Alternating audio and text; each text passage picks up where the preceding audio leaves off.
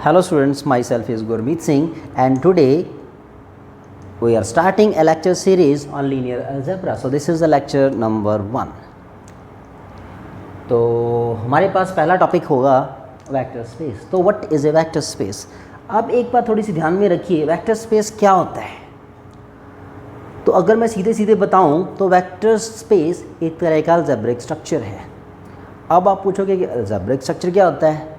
Algebraic structure बेटा वो होता है, उस सेट को अलजेब्रिक स्ट्रक्चर बोलते हैं जिसमें एक या एक से ज़्यादा बाइनरी ऑपरेशंस डिफाइंड हों. तो यहाँ से फिर मुझे दो चीज़ें चाहिए. एक तो मुझे मालूम होना चाहिए कि what is a set, and secondly मुझे बाइनरी ऑपरेशन भी मालूम होना चाहिए. तो लेट अस स्टार्ट. पहले थोड़ा सा बेसिक कुछ डेफिनेशंस और कुछ कॉन्सेप्ट्स हैं तो डिस्कस करते हैं. तो हमारे पास फर्स्ट ऑफ ऑल सेट क्या होता है, व्हाट इज़ अ सेट? तो मैं बिल्कुल बेसिकली बेटा बिल्कुल इनिशियली स्टार्ट कर रहा हूँ, बिल्कुल बेस से स्टार्ट कर रहा हूँ. तो ट्राई टू अंडरस्टैंड. तो what is a set? Set आपने लोअर क्लासेस में पढ़ा होगा. Set is a collection, set is a collection of well defined and distinct objects. Set क्या है? Set is a collection of well defined and distinct objects. ठीक है, आप lower classes से पढ़ते आ रहे हो, सेट के बारे में आपको मालूम है क्या है क्या नहीं है. तो मैं ज़्यादा डिटेल में नहीं जाऊँगा. दो तीन बातें हैं आप ध्यान में रखना. कलेक्शन का मतलब आप जानते हो, एक से ज़्यादा चीज़ों को कलेक्ट करके रखना, किसी बंडल में रखना, समथिंग लाइक दैट कलेक्शन. उसके बाद डिस्टिंक्ट सभी मतलब एलिमेंट्स अलग अलग होने चाहिए. कोई भी दो सेम हो तो उसको हम दो नहीं मानते, एक ही रहता है वो. अब यहाँ पे सोचने वाली बात आती है वेल डिफाइंड. वेल डिफाइंड का मीनिंग क्या होता है? वेल डिफाइंड का मीनिंग अपने आप में ही है जो पूरी तरह से डिफाइंड हो. समझने में थोड़ा अजीब लग रहा है, वेल डिफाइंड पूरी तरह से डिफाइंड का क्या मतलब हुआ? अब ध्यान से देखिए, जैसे कि मैं कहता हूँ a collection of honest persons in India.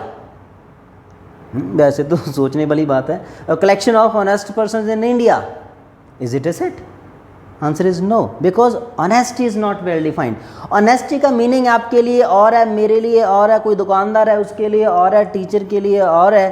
तो ऑनेस्टी पर्सन टू पर्सन उसका जो मीनिंग है वो चेंज होता रहता है. तो that is not a well defined. तो उस कलेक्शन को मैं सेट नहीं बोल सकता, वो सिंपली एक कलेक्शन है.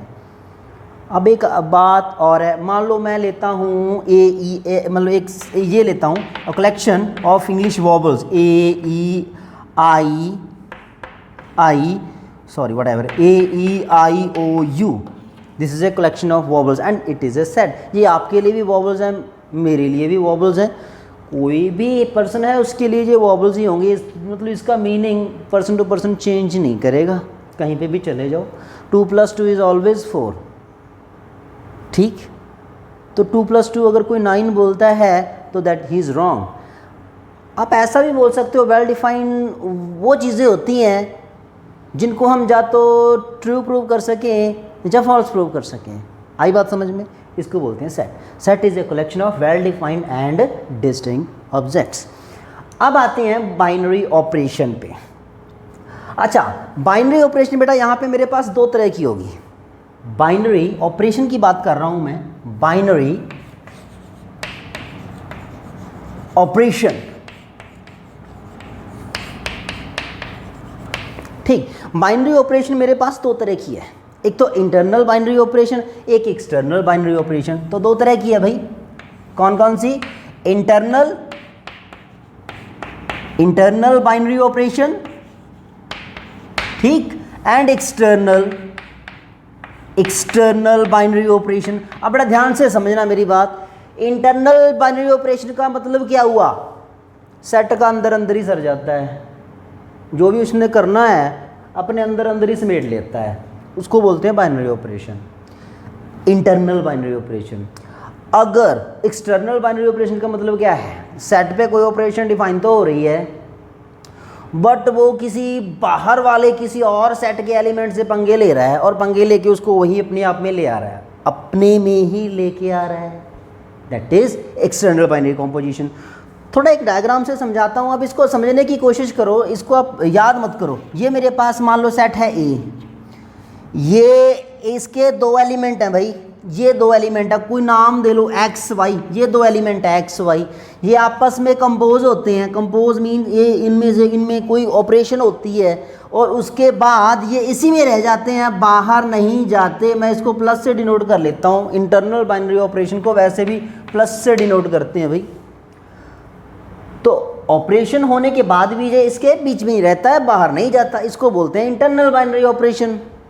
अब आओ यहाँ पे, अब भी मेरे पास अब क्या है, अब सेट एक नहीं बेटा, एक सेट दो है। एक तो ये रहा ए, एक यहाँ पे कोई सेट मान लो एफ, तो ऑब्वियसली सीधी सी बात है सेट नॉन एम्प्टी होना चाहिए ए, है ना। यहाँ पे ये तो मुझे बताने की ज़रूरत ही नहीं है, फिर तो मैं एलिमेंट ही नहीं ले सकता, ए नॉन एम्प्टी होना चाहिए। और यहाँ पे भी ए भी नॉन एम्प्टी है, and there it is F भी क्या है, नॉन एम्प्टी। मतलब कुछ ना कुछ तो है ही है, तभी तो इसको मतलब कंपोज करेंगे। अब ध्यान से देखो, यहाँ पे मेरे पास एलिमेंट है एक्स, अब ये एक्स इसके एलिमेंट के साथ कंपोज करने की बजाय किसके साथ कंपोज कर रहा है, इस एफ के एलिमेंट के साथ कंपोज कर रहा है भाई, इसके साथ नहीं कर रहा। तो यहाँ पे मेरे पास है अल्फा से, अब ये इसके साथ कंपोज हो रहा है और कंपोज होने के बाद इसको इसी में ला रहा है अल्फा एक्स, तो इसको बोलते हैं एक्सटर्नल बाइनरी कॉम्पोजिशन। अब ध्यान से देखो, यहाँ पे मेरे पास इंटरनल में क्या होता है, सेट का एलिमेंट, सेट के एलिमेंट अंदर अंदर ही आपस में मतलब क्या करते हैं, कंपोजिशन कोई भी लगाते हो आप, और वो उसमें ही रहते हैं। जैसे कि दो नेचुरल नंबर हैं, उनको अगर मैं ऐड अप करूँ तो आंसर भी नेचुरल नंबर ही आएगा, उसी में रहेगा, बाहर नहीं जाएगा। That is internal binary composition. अब एक्सटर्नल की बात करते हैं। एक्सटर्नल बाइनरी कॉम्पोजिशन में क्या होता है, एक्स एंड अल्फा। अब ध्यान से देखो, एक्स ए का है, ठीक है, अल्फा एफ का है, ठीक है, बट आपस में ये कंपोज होते हैं, तो फिर आंसर किस में आता है, इसमें आता है, इसमें नहीं आता, उसको खींच के अंदर ले आता है ये अपने। तो इसको बोलते हैं एक्सटर्नल बाइनरी कॉम्पोजिशन। अब देखो मैथमेटिकली इसको मैं कैसे डिफाइन करने वाला हूँ। अब देखिए ध्यान से देखो, इसको हम लिखते हैं इंटरनल बाइनरी कॉम्पोजिशन की मैपिंग ही है कॉम्पोजिशन, और क्या है, एफ कोई मैपिंग है ए क्रॉस ए से कहाँ तक, ए तक ही। हाँ, एलिमेंट ए के आपस में कंपोज हो रहे हैं और आंसर भी ए में ही जा रहा है, इंटरनल बाइनरी कॉम्पोजिशन। अब देखो भाई यहाँ पे एलिमेंट जो हैं, एक तो ए का है और दूसरा भाई किसका है, एफ का है, और आपस में कंपोज होने के बाद दोबारा से फिर किस में जा रहे हैं, ए में जा रहे हैं। दैट्स इट, सिंपल सी बात है, किसी में कोई प्रॉब्लम होनी नहीं चाहिए इसमें, ठीक। ओके, तो this is internal binary composition, this is external binary composition, done. अगर आपको मैथमेटिकली तो एग्जांपल मैंने बताई दिया इंटरनल का, एक और एग्जांपल लेना चाहते हो, दो वेक्टर्स ले लो, दो वेक्टर्स का सम क्या होता है, वो भी तो भाई वेक्टर ही होता है। दो वेक्टर्स को ऐड करो, आंसर क्या आता है, वेक्टर ही आता है। ये भी वेक्टर है, ये भी वेक्टर है, ऐड अप किया, आंसर इज अगेन वेक्टर, तो वो ए में ही रहता है, वो स्केलर थोड़े ना बन जाता है। अब यहाँ पे आओ, ये वेक्टर है, मान लो ये स्केलर है, वेक्टर को स्केलर से मल्टीप्लाई करो तो आंसर क्या आता है भाई, वेक्टर आता है, तो इसमें चला गया, ये सेकंड एग्जांपल हो गया। तो सीधी सी बात है, देयर इज नथिंग। आई बात समझ में? अब देखो, अब मैं डिफाइन करने जा रहा हूँ अलजेब्रिक स्ट्रक्चर। अलजेब्रिक स्ट्रक्चर क्या होता है, यहीं पे लिखते हैं भाई, ध्यान से देखना। हाँ जी, अलजेब्रिक स्ट्रक्चर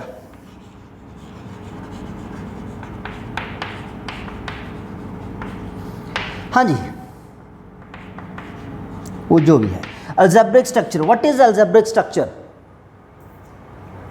एक सेट जिस पे कोई बाइनरी ऑपरेशन, एक या एक से ज़्यादा बाइनरी ऑपरेशंस डिफाइंड हों, उसको हम क्या बोलते हैं, अलजेब्रिक स्ट्रक्चर, ठीक है जी। ए सेट ऑन विच वन और मोर देन वन, टू ऐसे कर लो ना, हाँ, वन और more than one binary operations are defined, उसको बोलते हैं भाई अलजेब्रिक स्ट्रक्चर। हाँ, कुछ अलजेब्रिक स्ट्रक्चर आप पिछले सेमेस्टर में पढ़ चुके हो, जैसे कि ग्रुप इज अलजेब्रिक स्ट्रक्चर, ठीक। वेक्टर स्पेस, तो finally the definition of vector space क्या है, वी मान लीजिए मेरे पास क्या है, कोई नॉन एम्प्टी सेट है एंड एफ कोई फील्ड है, then V is called a vector space. V को हम वेक्टर स्पेस बोलेंगे over this field F if it satisfy the following axioms. तो पहले हैं हमारे पास properties of addition. Properties of addition, तो कुछ एडिशन की प्रॉपर्टीज हैं, जैसे कि पहली है मेरे पास क्लोजर प्रॉपर्टी। तो व्हाट इज क्लोजर प्रॉपर्टी? जो आपका मतलब वो इंटरनल कंपोजिशन ही है, कुछ नहीं है। एक्स एंड वाई अगर वी को बिलोंग कर रहे हैं तो x plus y V under addition किसको बिलोंग करना चाहिए? वी को, मतलब ये क्लोज होना चाहिए अंडर एडिशन। ऐसे हम मतलब प्रूव कर देंगे कि ये जो वी है आपका अबिलियन ग्रुप होगा अंडर एडिशन। तो अब नेक्स्ट प्रॉपर्टी फिर एसोसिएटिव प्रॉपर्टी होती है हमारे पास। एसोसिएटिव क्या है? अगर एक्स वाई जेड वी को बिलोंग कर रहे हैं तो x plus y plus z, चाहे पहले इन दोनों को ऐड करो बाद में एक्स ऐड करो, या फिर इन दोनों को ऐड करके लास्ट में जेड ऐड करो, आंसर इज सेम। ऐसे existence of identity, existence of identity के लिए क्या होता है? फॉर ऑल एक्स अगर वी को बिलोंग कर रहे हैं तो कोई ना कोई ऐसा मतलब जीरो एलिमेंट जिसको हम कह सकते हैं, मतलब जीरो एग्जिस्ट करना चाहिए वी में, such that x plus zero is equal to x, चाहे जीरो प्लस एक्स लिखो तो भी कोई प्रॉब्लम नहीं है। ऐसे existence of universe for all x belongs to v there exist negative of x should also be in v such that x plus minus x is equal to zero, चाहे इसको आप पहले लिखो minus x plus x, that is again zero. Next is commutative property. Commutative property के लिए simple है, x y अगर V को बिलोंग कर रहे हैं तो एक्स प्लस वाई करो चाहे वाई प्लस एक्स करो, बोथ हैव सेम मीनिंग। तो these are the properties of addition. और यू कैन से वी जो है वो अबिलियन ग्रुप होना चाहिए अंडर एडिशन। अब आते हैं properties of scalar multiplication. Properties of scalar multiplication, ठीक है। तो इसके लिए हमारे पास क्या है? पहली प्रॉपर्टी तो वही है, एक्सटर्नल बाइनरी कॉम्पोजिशन की डेफिनेशन ही है। अगर आपका अल्फा वी को बिलोंग कर रहा है, अल्फा सॉरी फील्ड को बिलोंग कर रहा है, एक्स वी को बिलोंग कर रहा है, तो अल्फा एक्स किसको बिलोंग करना चाहिए? वी को बिलोंग करना चाहिए। ऐसे ही नेक्स्ट प्रॉपर्टी है seventh one, for all x for all alpha belongs to F and x y belongs to the V, then alpha x plus y is equal to alpha x plus beta y, मतलब alpha distribute होना चाहिए x and Y के साथ। Next इसका उल्टा है, alpha beta दो scalar ले लो और वेक्टर एक ले लो, वी का एलिमेंट एक ले लो, ठीक है। तो अल्फा प्लस बीटा एक्स, मतलब ये एक्स है जो अल्फा के साथ और बीटा के साथ दोनों के साथ डिस्ट्रीब्यूट होना चाहिए। और next property is alpha beta अगर फील्ड को बिलोंग कर रहे हैं, एक्स वी को बिलोंग कर रहा है, तो alpha beta x is equal to alpha into beta x होना चाहिए। And finally the last property, x V को बिलोंग कर रहा है, वन ऑब्वियसली फील्ड में होता ही है, तो वन इंटू एक्स क्या होना चाहिए? एक्स ही होना चाहिए। तो कोई algebraic structure V over the field F ये सभी प्रॉपर्टीज अगर सेटिस्फाई करे तो उसको भाई हम क्या बोलते हैं? Vector space. और इसको लिखते हैं V is a vector space over the field F। और एक बात ध्यान में रखिए, जो एलिमेंट V के हैं उनको हम वेक्टर्स बोलते हैं, जो एलिमेंट S के हैं उन F के हैं सॉरी, उनको हम क्या बोलते हैं? स्केलर्स। अब ध्यान से देखिए, जो एलिमेंट ऐसे होंगे x y something like that belongs to V, इनको हम वेक्टर्स बोलते हैं। जो alpha beta something like that जो फील्ड को बिलोंग कर रहे हैं, इनको हम क्या बोलते हैं भाई? स्केलर्स, ठीक। तो this is the definition of the vector space.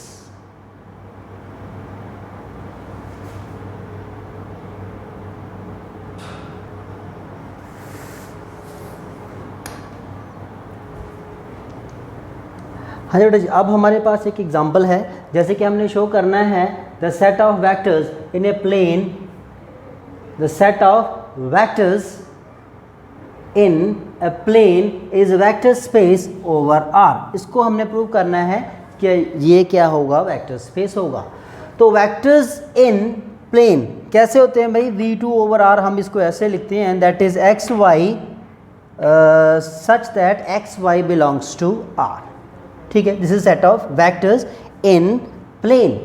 अगर वेक्टर्स वो स्पेस 3D में बोलता, स्पेस में बोलता, तो मैं इसको ऐसे लिखता, तो यहाँ पे होता भाई x y फिर z होता, फिर x y z तीनों किसको बिलोंग करते, R को।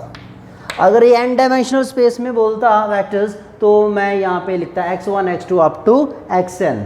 ठीक है, ये सभी टपल्स के जो ये x1 x2 वटएवर जो भी होंगे वो रियल को बिलोंग करेंगे। तो नाउ अब हमें इसको क्या प्रूव करना है, वेक्टर स्पेस। उसके लिए पहली है मेरे पास क्लोजर प्रॉपर्टी। क्लोजर प्रॉपर्टी वैसे ही है, तो यहाँ पे मेरे पास मैंने क्या लिखा, x1 y1 x2 y2 v2 over r, meaning ये सेट ऑफ वेक्टर्स को बिलोंग करते हैं, ये वेक्टर्स प्लेन में है। ठीक, तो अब वेक्टर्स को ऐड करना आपको आता ही है, तो कैसे ऐड करते हैं भाई, आई वाला कंपोनेंट आई वाले के साथ, जे वाला जे वाले के साथ, ऐसे कंपोनेंट फॉर्म में। ये एक्चुअल में वेक्टर कंपोनेंट फॉर्म में होता है, एक्स आई कैप वाई जे कैप।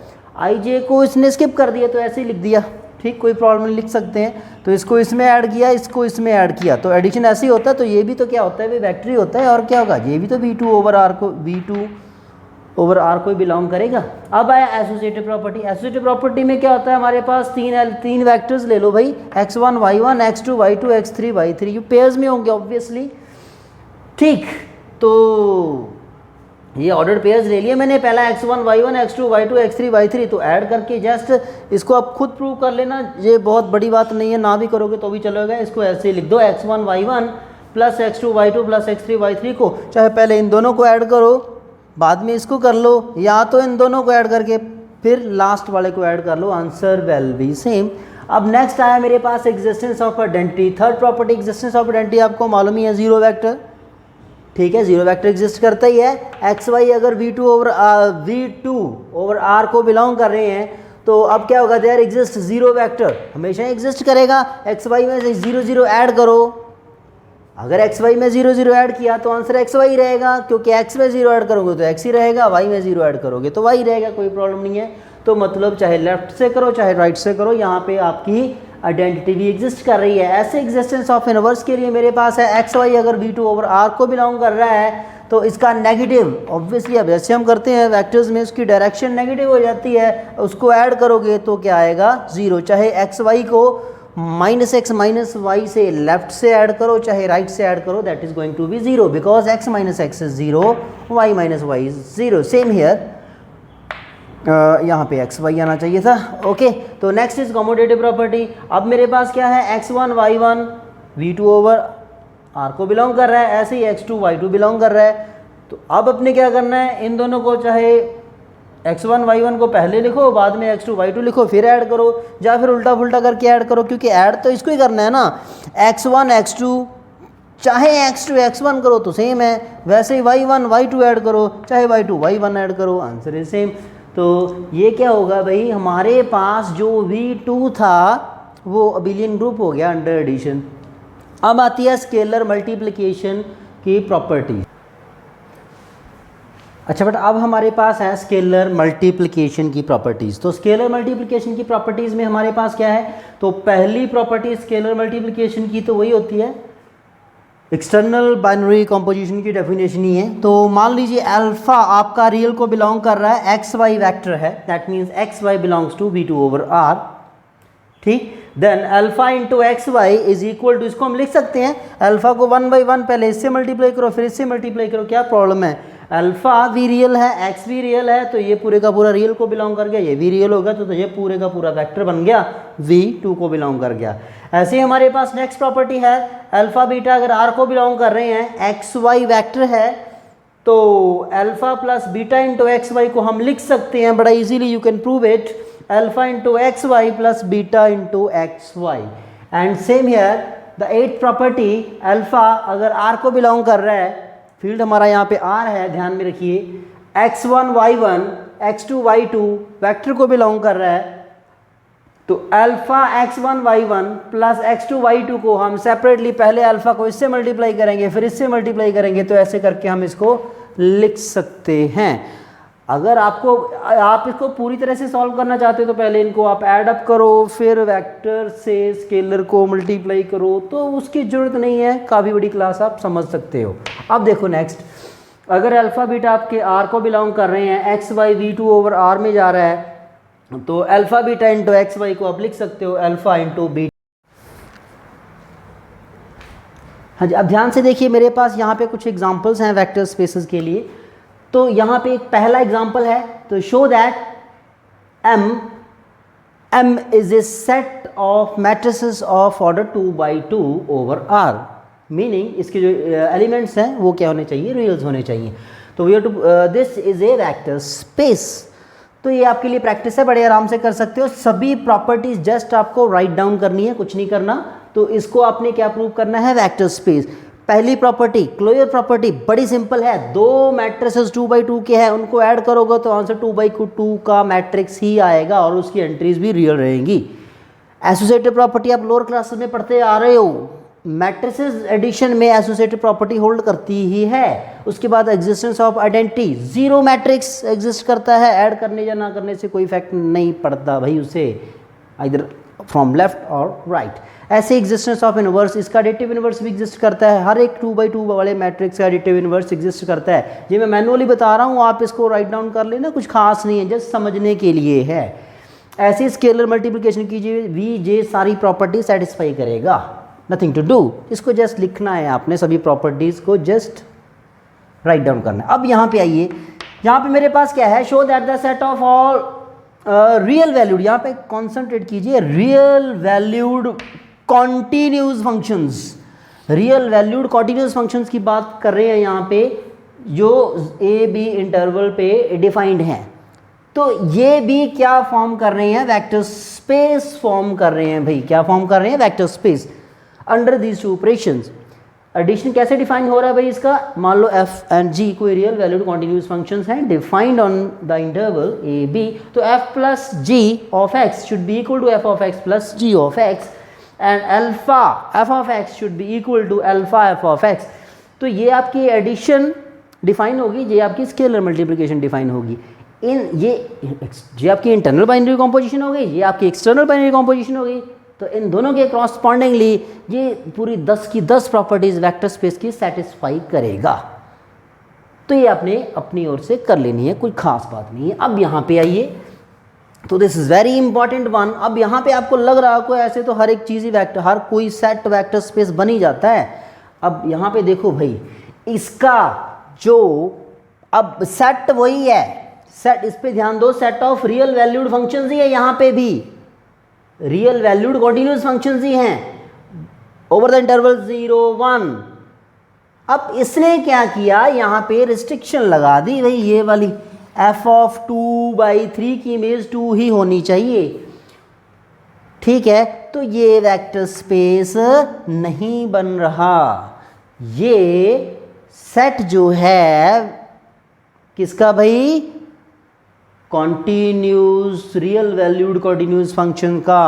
अगर इस रिस्ट्रिक्शन के साथ चलें तो ये वाला जो सेट है ये वेक्टर स्पेस नहीं बन रहा। क्यों नहीं बन रहा, थोड़ा सा डिस्कस करते हैं। आप ध्यान से देखिए, तो ये पहली जो प्रॉपर्टी है हमारे पास क्लोजर प्रॉपर्टी, वही सेटिस्फाई नहीं कर रहा। कैसे सेटिस्फाई नहीं कर रहा, अब यहां पे देखो आप, मैं अगर क्या करता हूं, अगर मैं क्या करता हूं, कोई दो एलिमेंट लेता हूं यहां पे, इसका मैं प्रूव करने जा रहा हूं बेटा। तो मान लीजिए लेट एफ एंड जी जो है आपके वी को बिलोंग करते हैं, ओके, सच दैट ये दो कंडीशन सेटिस्फाई कर रहा है भाई। एफ 2 by 3 है जो, वो 2 बन रहा है, जी 2 by 3 है, वो भी क्या बन रहा है, 2 बन रहा है। अब इसका सम डिफाइन करो, f plus ji of 2 by 3, इसको हम कैसे लिखेंगे भाई, f of 2 by 3 g of 2 by 3। अब ध्यान से देखो, ये 2 आया, ये भी 2 आया, आपका ये तो 4 आ गया भाई। बट यहाँ पे क्या रिस्ट्रिक्शन थी, इसमें वही एफ लेने हैं जिनकी इमेज अगर मैं 2 by 3 डालूं तो क्या आनी चाहिए, 2 आनी चाहिए। मैंने यहाँ पे 2 by 3 डाला f प्लस जी में, तो इमेज क्या आ गई, 4। दैट मीन्स f प्लस जी जो है वो आपका v को बिलोंग नहीं करता। अगर नहीं करता, पर पहली property dissatisfied, that means it is not a vector space. तो अच्छा बेटा ध्यान से देखो, यहाँ पे मैंने अभी कुछ नहीं किया, पहले हमने वेक्टर स्पेस डिफाइन किया, उसके बाद 2-3 एग्जाम्पल डिस्कस किए वेक्टर स्पेस के। बट उसके लिए आपको initially internal binary composition, external binary composition, algebraic structure, इन चीज़ों के बारे में आपको पता होना चाहिए। तो फिर नेक्स्ट लेक्चर में हम डिस्कस करेंगे सबस्पेस एंड उसकी कुछ प्रॉपर्टीज़। तो ठीक है बेटा जी, थैंक यू वेरी मच।